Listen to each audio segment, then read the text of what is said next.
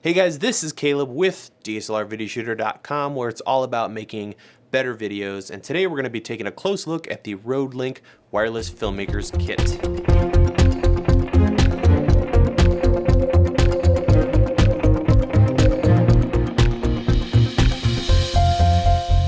I'm very excited to finally be getting to this review.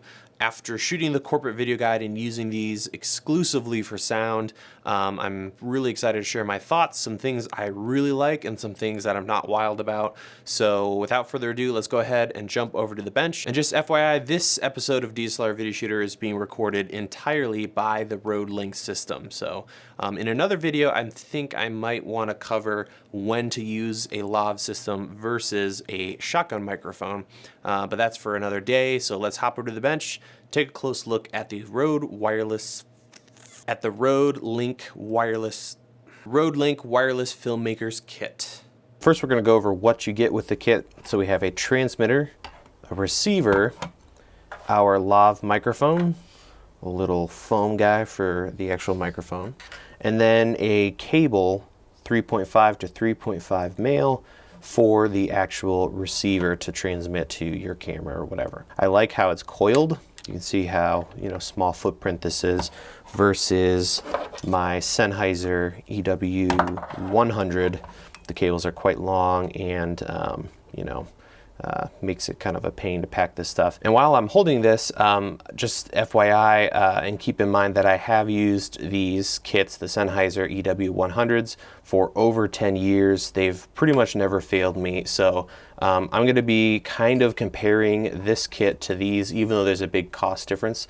There's lots of things I like about this and I respect about them, but I also really like a lot of the features about the Rode. So for those of you who might be considering this kit, this is going to be a great video to kind of get some feature comparison and it's something I have a lot of experience with. So let's move on to the actual units and talk about the differences and what's specific to the transmitter and the receiver. So let's start with the transmitter. On the top, we have our port for plugging in the microphone, a power button. You can see we're on a channel 1.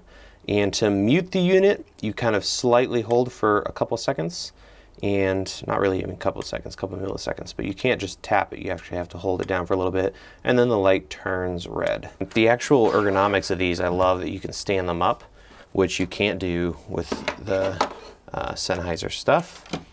And they are large and they look fairly substantial and they are a little heavier, but the reason for that is the antenna is actually built into each of these units, whereas this guy, you obviously have an antenna.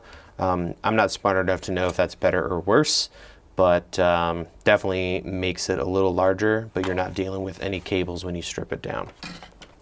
Back to the transmitter, we have a belt clip. You'll see these two holes here. You can actually, in the box, you'll also get a second one of these hot shoe adapters, so you can put one on here if that's what you're into.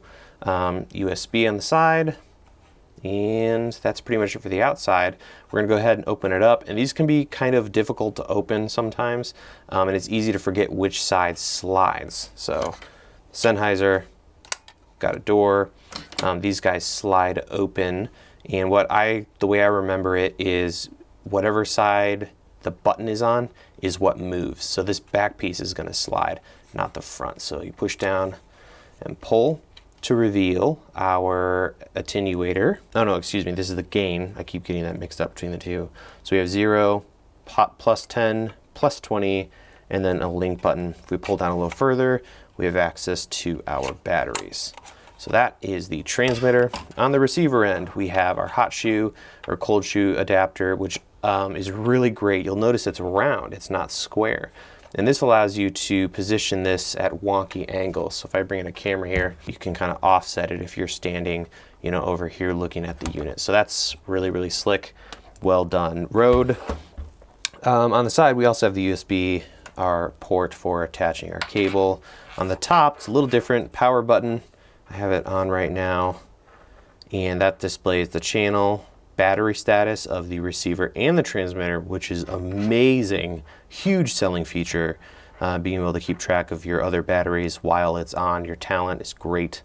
And then in the center, there's your actual levels. I don't like how if you wait a while, the levels disappear. I don't know if that's trying to help with battery life, but the levels don't stay on the screen all the time. You see it just kind of went to sleep. So you have to hit the power button briefly again to wake it back up.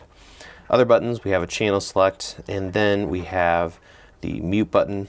So you press it down, red light shows up here, and the red light shows up on the transmitter. Another amazing feature that you can quickly mute, you know, your talent or whoever is using the microphone. So that's awesome. If you don't want your talent to manually mute, or you're afraid they're going to bump it and turn the unit off or whatever, but what you can do is you can hold it down and you'll notice a little period show up right here after the 1. Now whoever has the transmitter can't mute. To undo that, simply hold down that button again. You'll see the period disappear. It's gone, and now the transmitter has mute control as well. If we open this one up, same thing, push down the button side with the button slides, we have our attenuator, 0, -10, -20, and the link button. So that's kind of a quick overview of the two. So let's go ahead and link these two units up as if you just gotten them out of the box. I love how it's very similar to like an Xbox controller. There's the two link buttons, so we just quickly slide these open. And I love how you can also mix and match. So if you have several sets, you can totally switch it up or link these with other Rode devices. So let me make sure the light's not on them. So you hit the link button. This is the receiver. You can see it's searching. And then we're going to hit the link button on this side. And since they're close together, boom, now they're both on 1. Really easy to work with. No need to deal with multiple channels or anything like that. So now they're linked up, we can now get them ready for use with our camera. Another huge feature with this, and what makes them really easy to use, is you don't have frequency settings really.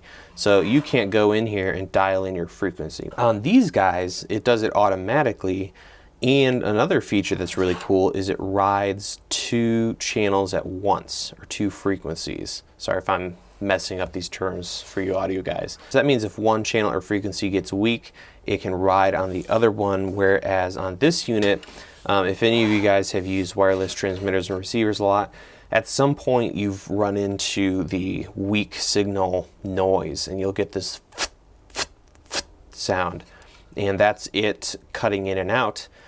So I haven't had that at all with these Rodes. I've had other issues, which we'll talk about in a second, but they have been very good at keeping a strong actual signal between the two units. So that's a huge selling feature.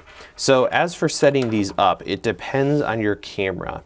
If you have a great camera with a really good preamp, or you're using a preamp that you really trust and like, you'll want to keep these pretty low. So if we go to our transmitter, you don't want to go to +10, +20. You want to keep that at 0.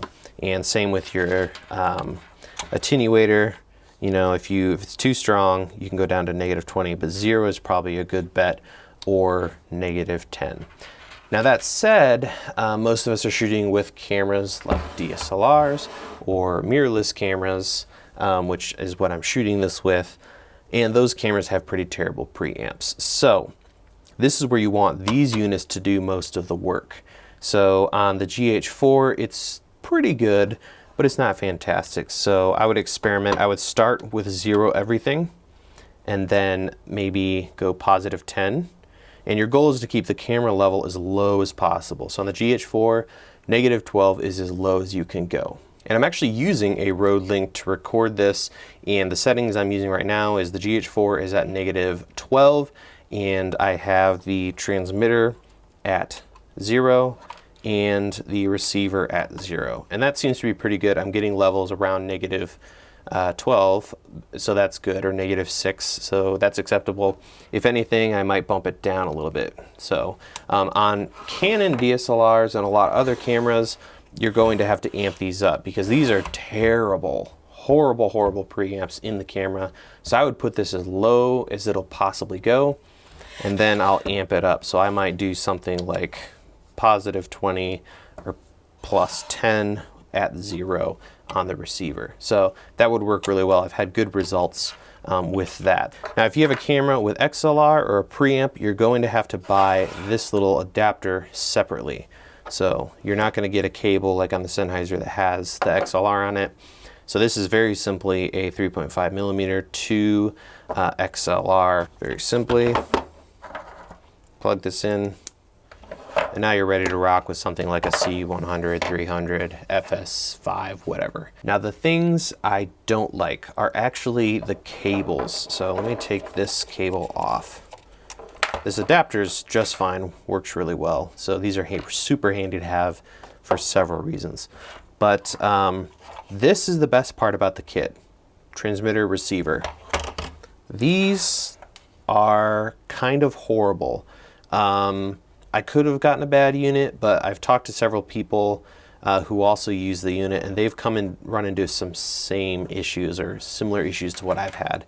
So I'm going to show you a clip in a second of some problems, but this microphone, I don't know if it's the shielding or what, but there's a lot of noise, cable noise, but it's not just rubbing and cable noise. You know, this thing is, you know, makes a lot of noise, more than my Sennheiser microphones, but it's something with the shielding. So you'll actually get, if you take it like this where it's touching, or even bring two parts of the cable together, you'll get some really funky grounding sounds, and I've had some real issues. So I'm going to go ahead and cut to me just moving the cable around, plugged into the camera, so you can hear what's going on.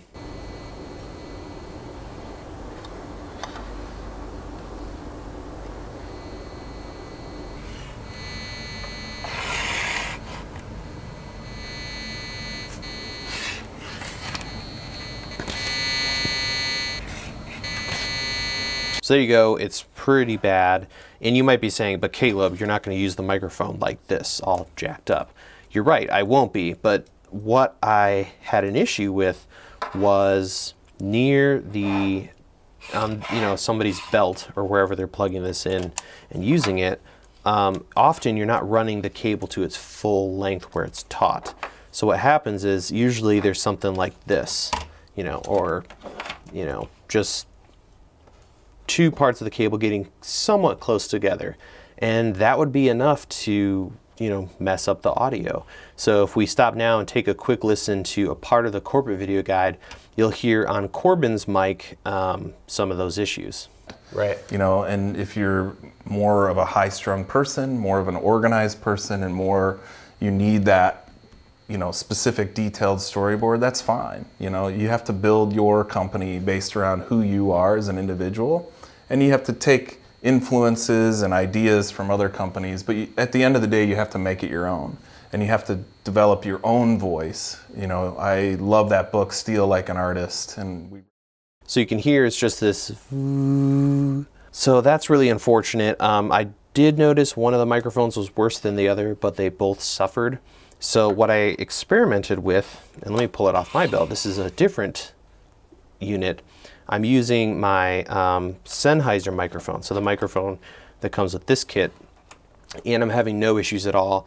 The only problem I had was if I took all this cable and wound it up, stuck it on the unit, and brought the microphone near the top. But that's never going to happen. You're never going to have all this in one place. Just keep in mind, you might have a couple issues with the microphone. Switching it out can be the solution. So that's one thing I didn't like. The other thing, as much as I love this coiled cable, one of these, the one I'm using on my camera right now, is fine, but this one just wigged out, and I tried attaching it to different devices and the same problem.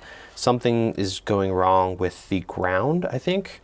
So if I plug this in, you'll hear this hum until I pinch right here. So I don't know if that's me connecting, you know, to contact somewhere that's working, but if I pinch it, everything's hunky-dory. If I release, even if this is screwed on all the way, I'm getting some problems. So I don't know what's up with that. So I'm not sure what's going on. I mean, I've used Rode gear forever, and I've had no problems with their cables on their shotgun microphones or anything else. So a solution to this, if you have that problem, I don't think you will, but if you do, sorry about the camera shake, I would go ahead and buy, you know, a third-party version. You can buy tons of these on Amazon or B&H. I've had several different models and they've all worked well. So those coils are great, and you can pick them up third-party. So in closing, if you are on a budget and you're looking for a really good wireless kit, this is going to be a fantastic option. You might need to spend a little more to deal with the microphone, but it could just be the units that I used or some other people use. So just do some tests, move the microphone around the units, see if you get any issues. If you do, you might spend another $30 on a microphone or something like that. All that said, I can officially say that these puppies are road tested. I've used them a ton for the corporate video guide and other projects. Corbin's actually taken them on the road and used them all over the place, and he also really digs them. So that does it for this episode. Thank you for watching, and as always, you can watch new videos right here at DSLR Video Shooter every single Tuesday and Thursday. I will see you guys in the next video.